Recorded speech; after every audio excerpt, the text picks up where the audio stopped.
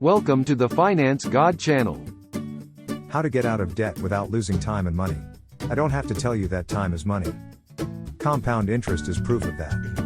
When you're serious about getting out of debt, some gurus would have you get gazelle-like and use a snowball or avalanche to get out of debt.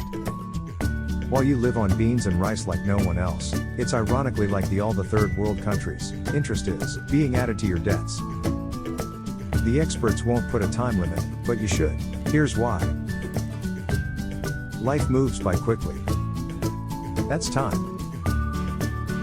Financial goals need to be met like buying a car or a house, or saving for retirement. The time you take to get out of debt slows down your ability to meet other goals.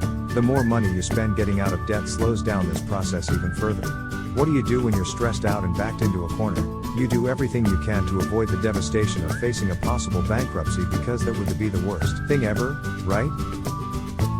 Read on. Choices are the cornerstone of freedom we have in our country. That's great news that you actually have choices when it comes to getting out of debt. First, we'll explore each option.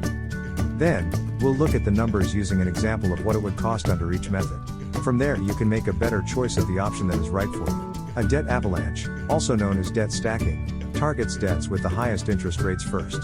A debt snowball plan, in contrast, prioritizes your smallest debt first no matter the interest rate. Each time the smallest one is eliminated, you move to the next smallest. Alternately, consolidation is a new loan that rolls all the debt into the new loan.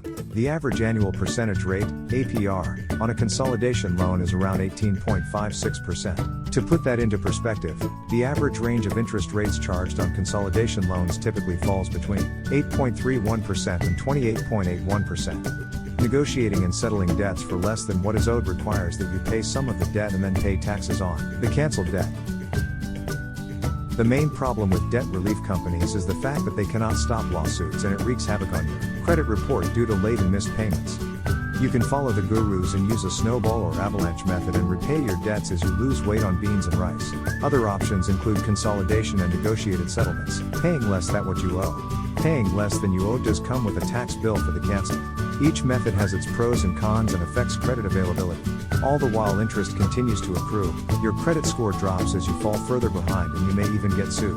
What if you could find a way to repay your debts with all of these benefits rolled into one? Let's look at the numbers. Let's use the example of someone who has a total of $30,000 spread over 2 accounts and a student loan. In addition, you are able to set aside an extra $200 toward debt payments after making the minimum payments on all 3 accounts. $15,000. Credit card A has a balance of $15,000, a starting minimum payment of $285, and an interest rate of 22.25%. Credit card B has a balance of $8,400, a starting minimum payment of $150, and an interest rate of $18.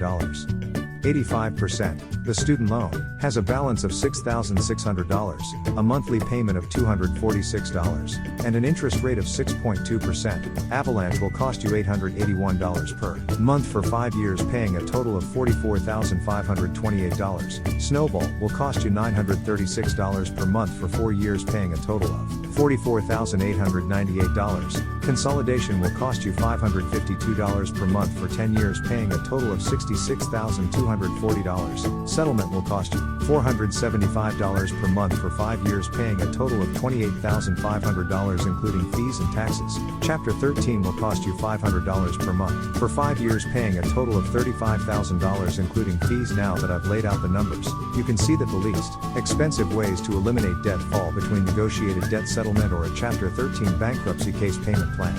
Even though debt settlement appears cheaper than bankruptcy, if a lawsuit is filed, the program will typically remove that debt from their program and leave you hanging.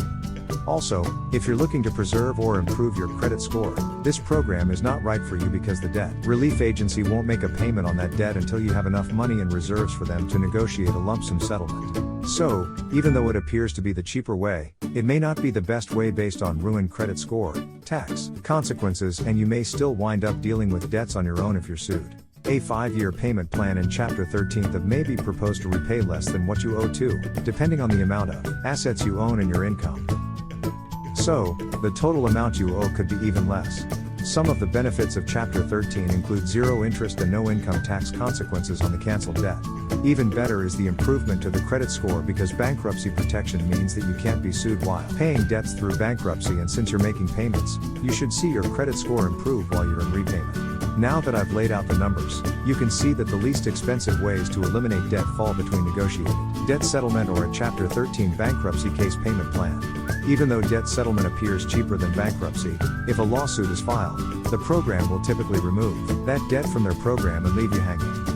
Also, if you're looking to preserve or improve your credit score, this program is not right for you because the debt relief agency won't make a payment on that debt until you have enough money in reserves for them to negotiate a lump sum settlement. So, even though it appears to be the cheaper way, it may not be the best way based on ruined credit score, tax consequences, and you may still wind up dealing with debts on your own if you're sued. Thank you for watching. Please like, share, and